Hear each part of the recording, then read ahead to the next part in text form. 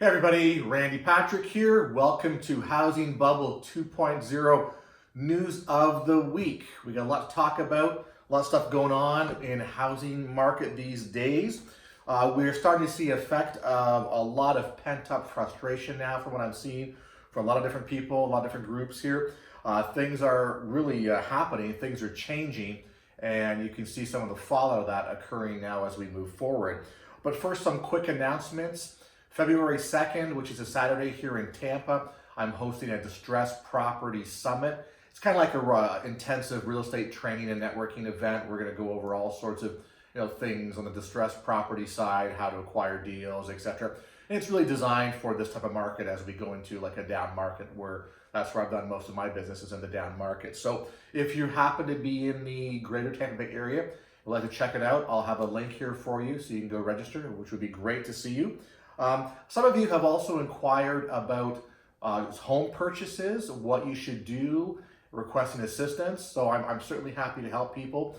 If I'm local, I can do that for you, or I can refer people in, and I can give you some guidance as well too. I've answered a number of questions from people with emails looking for assistance, so I'm certainly able to do that. As well as on the investment side as well too, people are asking, what should I do when the market changes? How should I invest? Well, certainly I have ideas and I have information that you could grab if you're interested in that on a going forward basis. So again, I do specialize in kind of the down market housing crisis issues. So that's sort of where I like to participate in real estate myself. So having said that, we got a lot to talk about. And again, I'm just happy to engage people, and I have been engaging, and I will look forward to engaging more. If it's all, just send me an email. My email will be in the information section of the video here. Just send me an email. We can connect from that point in time.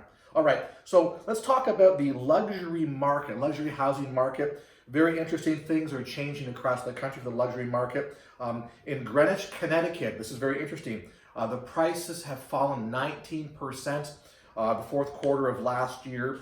And due to the issues of lack of buyers or interest, they now have a 2.5-year supply of luxury homes in the Greenwich, Connecticut area. So not a good thing up there, but if you're looking to buy, probably a place where you'd want to check out. I'm sure you can get some great deals. Again, Greenwich, Connecticut has slow sales and a 2.5-year supply of luxury homes. So Manhattan real estate, probably the worst year since the financial crisis for Manhattan area real estate. We saw via last video that the median sales price for an apartment condo in Manhattan fell below $1 million, which kind of like is that psychological sort of benchmark watermark, that happened. So that was showing that there's been change in the industry. A lot of people are leaving the area. Very interesting. A lot of people are coming to our area in Florida. Now, not mine particularly on the West Coast here. A lot of people are going to the East Coast. What I've found is that over the years that, there's two highways that run through Florida. You got I-95 and I-75, and I-95 goes up the East Coast, New England area, Massachusetts, New York, New Jersey, Pennsylvania area, whereas 75 goes up more, through Atlanta, and it goes into, Ohio, Michigan area, etc. So I tend to find that buyers almost buy, not that it's a true fast, I guess a rule, but more buyers from that area go down 95, more from the middle go down 75. Just the nature of the beast. It's people, a lot of people snowbirded down here and drove those highways down. That's kind of how it works. But the point is that if you are making $1 million a year in New York City, you can actually save enough money in taxes to support a $2 million mortgage for a condo in Southeast Florida. So I found that kind of interesting. So there's a guy on CNBC talking about this, saying he's a developer, going, yeah, based on the tax savings, you come down here, if you make $1 million, you're obviously be pre-approved for a loan, and or you'll be able to finance, and you can have a $2 million mortgage for your Florida second home. So whether it's full relocation down here, or whether it's a second home, from a tax perspective, I believe there's some sort of tiebreaker number, whether it's days or months, of where you have to reside before you call a certain location your tax domicile. So he basically said that that's what a lot of his clients are doing. They're leaving that area, coming down here, obviously benefiting from the nicer weather, but from the tax opportunities that the state brings. So you'll see a lot more of that happening as time goes on.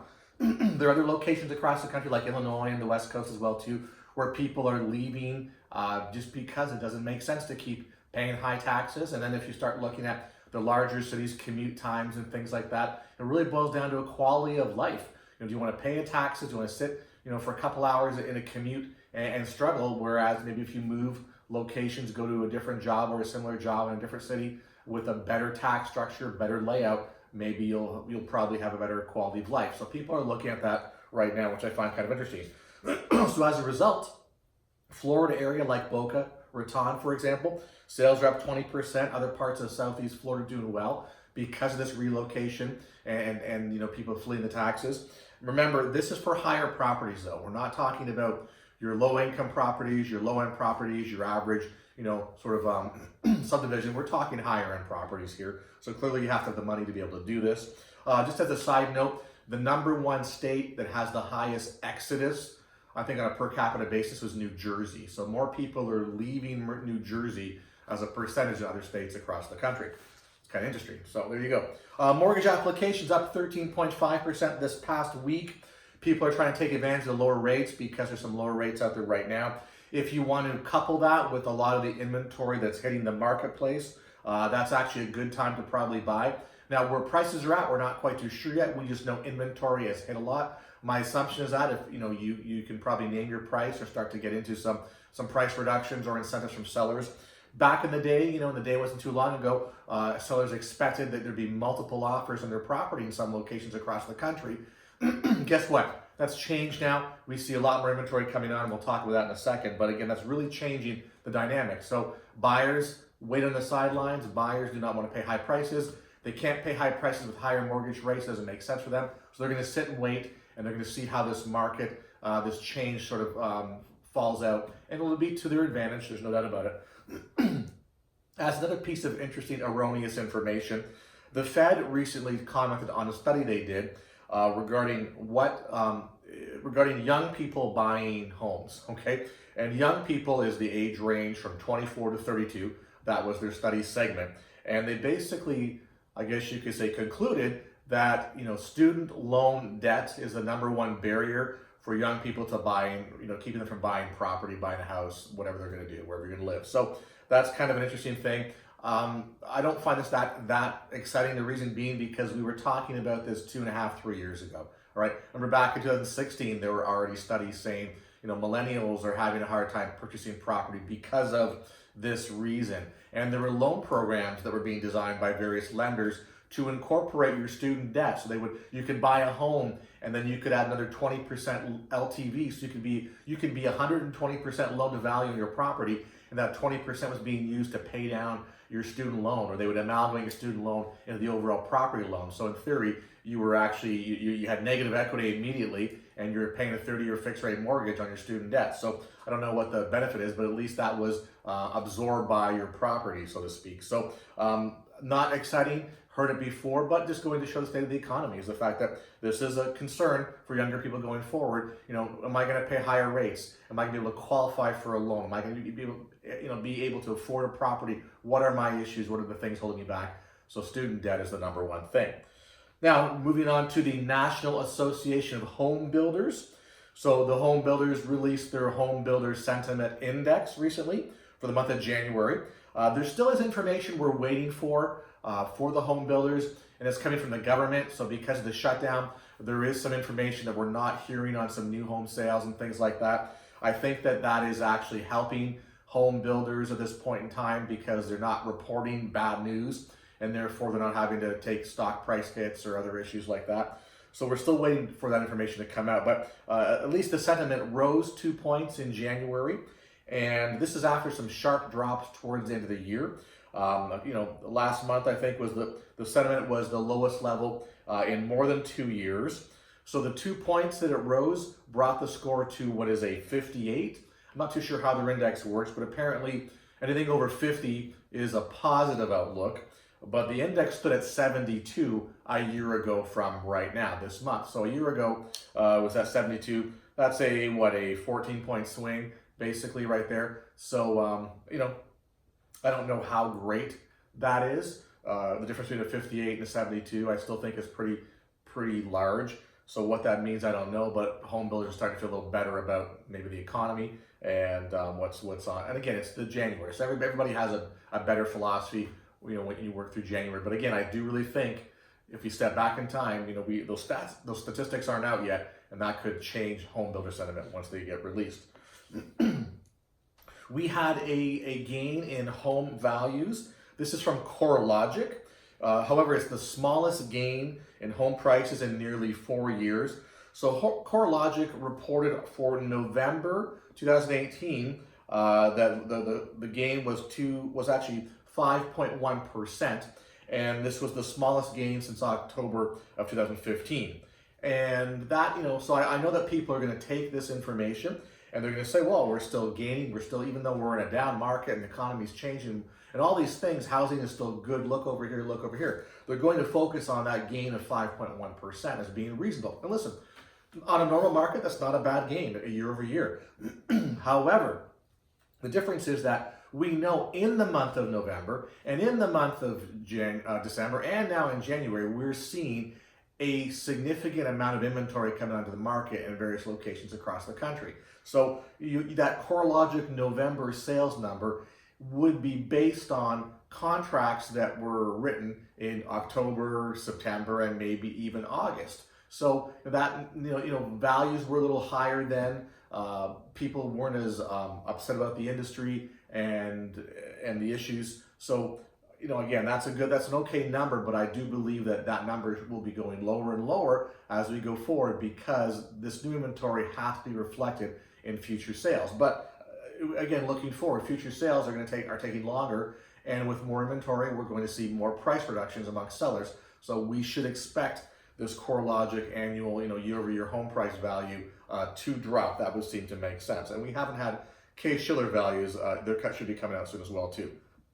Again, a positive number, but the inventory will disrupt that as we go forward. There's no doubt about that. Now, on the flip side, rents, single-family rental homes. Now, again, not multi, not duplexes, single-family rental. That's the market we're talking about. Single-family rental rents rates increased 2.9% year over year in November as well. And those gains are actually higher for the lower end rental homes. Those gains were up 3.8% annually. So that goes to show when you don't have a strong house buying market, people are still going to have to stay in the rental market. And of course, rental ownership, landlords, what are you going to do? You're going to take advantage when you can, when leases renew and or new clients come in to raise rates and move forward with that. So that's par for the course, I think. Now, with respect to vacancies are low, only 4.6% vacancy rate across the board. I do think that's a bit low. Typically, when you see vacancies, we're talking 6%, 7%, maybe even 8%. So this is actually pretty good as far as vacancies are concerned. Well, it's good if you're a landlord. It's not good if you're looking to rent. Now that is low, but here's something else that's very interesting. 79% of renters are renewing their leases, which is historically high. So, which boils down to the whole scenario we're in here. High watermark values, over the spring and the summer. Interest rates are rising. Sellers want to cash out with their high prices in their properties. There's no relief there for someone looking to purchase a home. So you're not going to buy a home. You have buyer fatigue. You're going to continue to rent, or you will rent someplace else. And now the landlords know that, so they're raising their rent. So there's no relief. You're kind of stuck in this little vicious circle here. And that's just the nature of the business. So clearly, rental rates will increase when we have a market such as this. So we'll see what happens. One of the things that I don't really see statistics on, but it's a derivative of just what we've talked about. So take it one step forward. You're being forced to rent. Well, then there are people who are going to go, well, I can't rent this place anymore because they're raising the rents and I can't afford it. So they're going to have to go to different or lesser rent accommodation. So we're seeing a shift in that as well too. So we're seeing a shift in different, more cohabitation, more roommates going on. A lot of people are moving into trailers and mobile homes. I know the mobile home parks here in our neck of the woods, they're always busy. There's no vacancies a lot of times. And that's becoming the next affordable housing for at least for this region. But what we don't talk about is what happens after that. Well, there's a lot more homeless people out there, and I can see in the streets when I'm driving around, in my area. I read about this quite often in places like California, like the LA area, San Francisco area, and from what I understand, the homelessness is really an epidemic. It's becoming very bad. There are a lot more people are homeless, and it's causing ancillary problems in the communities. And that's just the nature of it's the cleanliness, it's the drug use, the needles, the crime, everything that goes along with that. Is contributing. That's how it's the chain of events when it comes to housing. Everything has a trickle down effect to that level, which is unfortunate. So I'm cognizant of that, but again, I don't know the statistics on how many people are homeless in various locations. Something that I found interesting that I read the other day, it's called the crane count. What I mean by that, there's this consultant group, and they make part of their business is to count cranes in the sky. So cranes in the sky every 6 months around the world and make a report about it. So again, cranes in the sky would indicate development, growth, new opportunity, real estate improvement in prices, things like that. All those great things, speculation. Now, apparently Seattle has the most cranes up in the U.S. right now, with 59 cranes up in the air. That's actually down from 65 from 6 months ago. LA has 44 cranes in the air. Portland has 30. San Fran has 29. New York City and Washington, D.C. have 28 respectively. Chicago 26 and Denver 17. And just to note, the majority of cranes in the air have to do with housing. So whether it's condominiums or apartment complexes be rented out, most of the cranes in the air are building residential complexes to house everyday people. So just keep that in mind. There will always be, I guess you could call it office towers, things like that, retail space, but in the end, commercial space. But in the end, the majority of this is based on a residential application. Now, just as a note, Toronto, of all places, leads North America with 104 cranes in the air right now. Now, I'm from just outside the Toronto area, so I know the city well. And, when I left many years ago, it was starting to really take place, the boom. And obviously with 104 cranes, lots going on in Toronto. And Toronto is a big city. It's a big city population-wise, and it's a big city physically from a land perspective as well, too. So that 104 can be distributed to many locations around the city.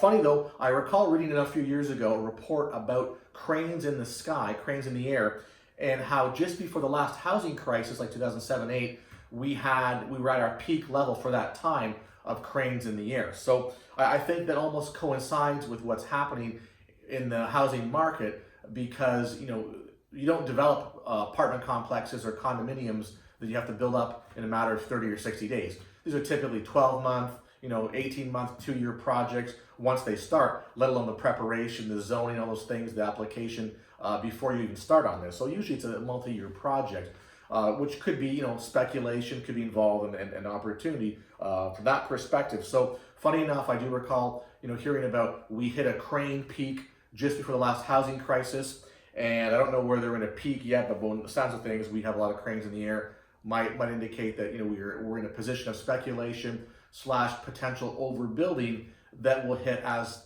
the months and the couple of years go on. All those units will become available in the marketplace, which will increase choice and applications. Miami as a location, for example, did suffer with this in the last housing crisis. We did short sales on some Miami condos, and the reason being, people either saw the writing on the wall and they walked away from their deposit and said, I'm not buying it. So the developer got caught with it. Those that had already purchased it now were going, well, if I bought it to flip and to sell, I can't sell it now because the market's down, and now the developer has units that they can't sell, so they've dropped the price as well too, so I can't compete against that, and or the developer is making these units rentals now, so it kind of reduces the desirability of the location. So this did happen in some major locations, especially Miami. I know that quite well, and you don't know whether it's going to happen again on a going forward basis, so we'll have to see, but that's kind of an indicator as to what may happen in the future. All right, so let's talk about something that was released the other day. It's the California Association of Realtors December Home Sales and Price Report. So CAR, California Association of Realtors. So what I've done is I've got the talking points here. We're going to do a summary on what's going on, and I have put a copy of the full report on a landing page that I have. I'll have a link that you can go pick it up if you want. There's a lot of statistics here, so really for me to go through each location would be not a good thing. It'd take too much time. We'll just highlight some things right now. So the existing single-family home sales in December was down 11.6% from December 2017. So home sales down 11.6% from the previous December. It's a pretty big number. And statewide active listings rose for the 9th straight month, increasing to 30.6% from the previous year. That's a material increase as far as I'm concerned. We basically have grown almost a third. Those listings have almost grown a third, of the marketplace in a year. And that's the statewide. That's not a little pocket. That's across the board for the state of California. That's a lot of inventory coming on the market right now.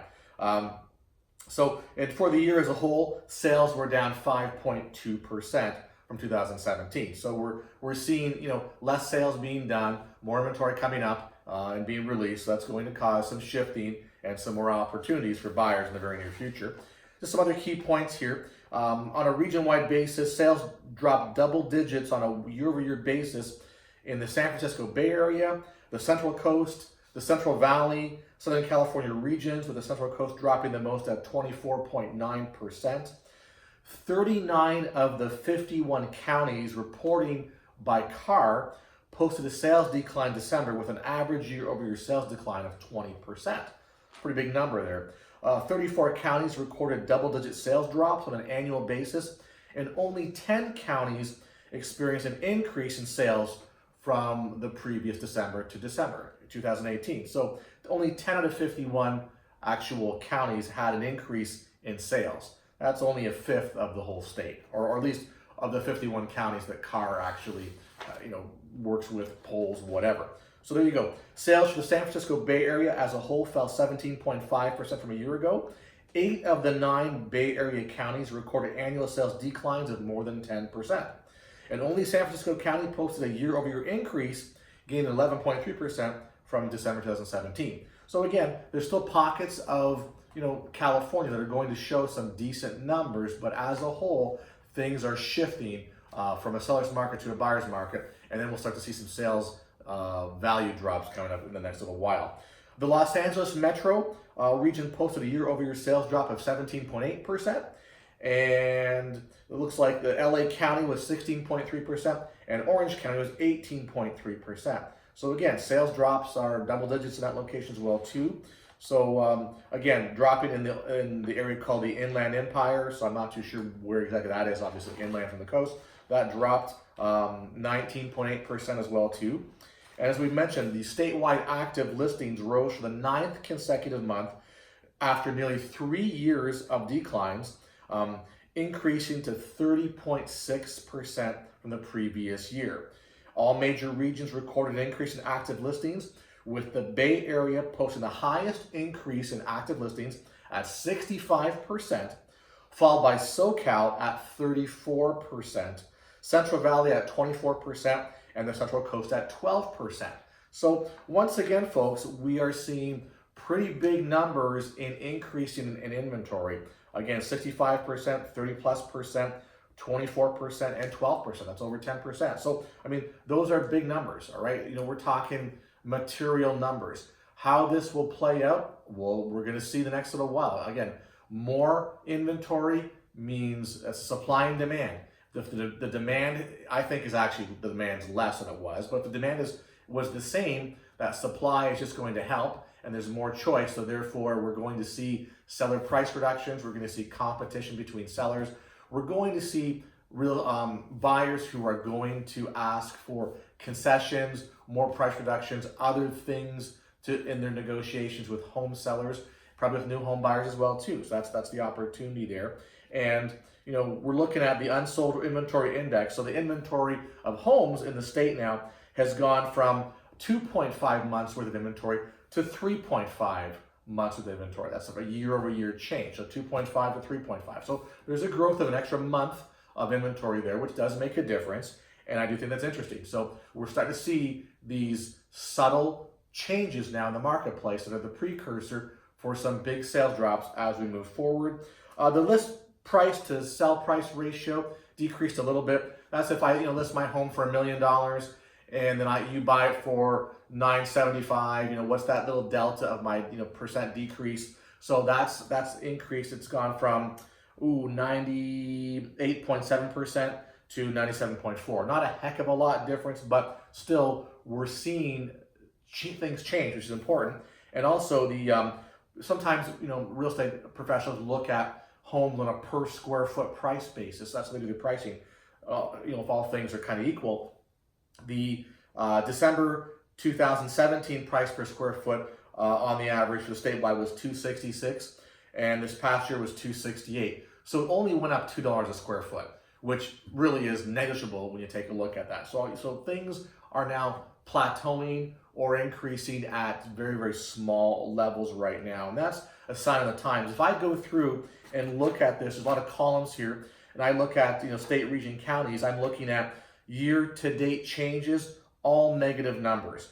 Sales changes from month to month are all negative numbers, all right? Price changes, I'm seeing one negative number and 1.5% growth, 3.1, 1.0, 5.0, 2.4, 9.1 on the Central Coast. So we can see that our year-over-year price change growth is really starting to slow down now, and that's the big thing. So you'll see more of this as time goes on. But again, my real, comment is based on the amount of inventory that's come forward. Now, I've listened to people, and you look at the comments, or people trying to sort of say, hey, our market's okay, it's just the slow time of year. Well, to sort of discuss that point, well, to me, a slow time of year really is a sales number indicator is what you want to look at. So less people are transacting or closing sales in the winter months, particularly in the December time frame. So that is to be expected. There is some seasonality in that. What there is no seasonality in is, we'll call it, the increase in number of listings that is occurring in the month of December, or has occurred in the month of December, throughout the country, and so obviously in some of these locations we're talking about right now. Because here's the mindset you want to think about. So, when you're looking, or you're looking to buy a home, and you've got a real estate agent looking for you, they're looking at properties. Well, clearly the ones that have been on the home the longest may have price decreases, or may need to refresh, need to offer some incentives, who knows. So it doesn't behoove you, if you're going to list your property for sale, to list it in December when it is a slow transaction month. You might as well wait till January, because now you're a little bit ahead of the game, as opposed to already in 2, 3 weeks, 4 weeks, whatever that is, where you're going to have to make a concession, where you're going to have to do a little price adjustment to refresh your listing, get it in front of people. So I just find that interesting, the fact that, so that's not a seasonal thing. All this increase in December certainly is a sign of the times. It's a sign that people are getting nervous. It's a sign that people are saying, I need to get my property on the market and see what the market's going to bear for me, because I missed out on earlier in the year. And that goes down to bubble mentality, everybody. So part of the bubble mentality, and you could read books on this, I certainly did, part of the bubble mentality is that we have a comfort level that things are always going to increase, because they have for so many months or the past few years, that we get numb to it. So you just assume that it's going to go up. The mainstream media talks about, oh yeah, CoreLogic, here we go, 5.1% increase year over year. That's a good number. I know they've gone on record saying we expect a 4.5% or 5% annual increase for 2019.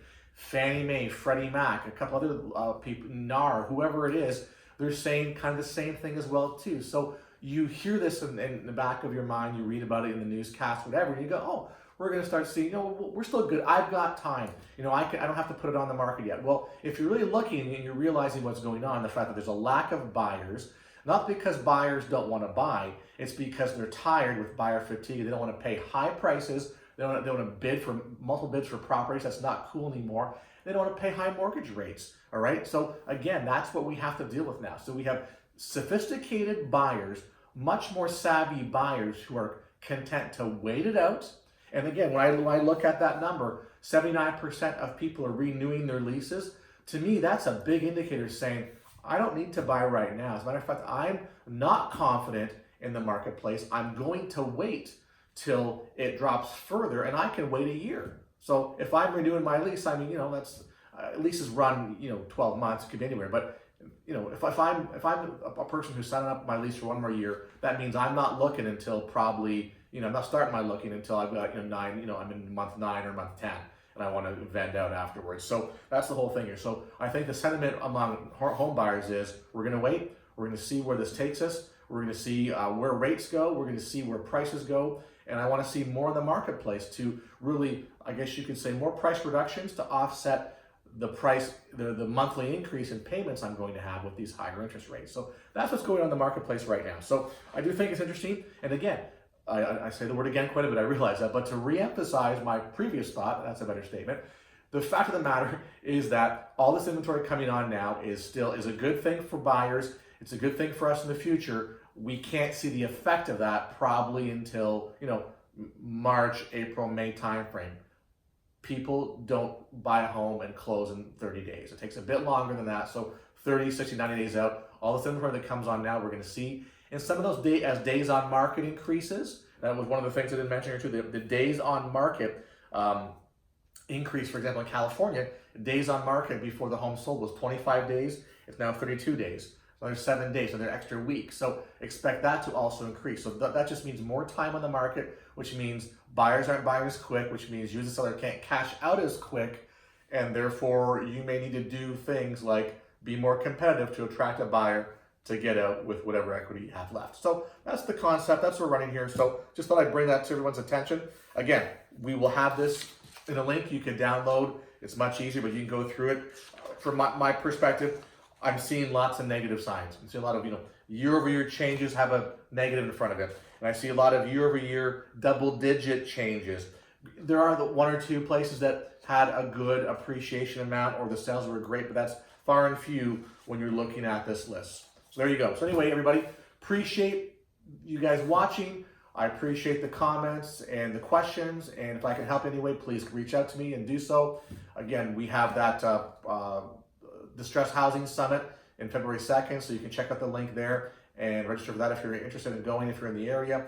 Will I do more things in the future? The plan is if this works and I do well in Florida, I can go to the parts of the country. That's a little bit down the road, but we'll see how that goes. And if you want help purchasing a home, working a short sale, understanding what goes on, let me know. I'm certainly here to help. So once again, look forward to the next few days, another video, and everybody take care and good luck with your house hunting.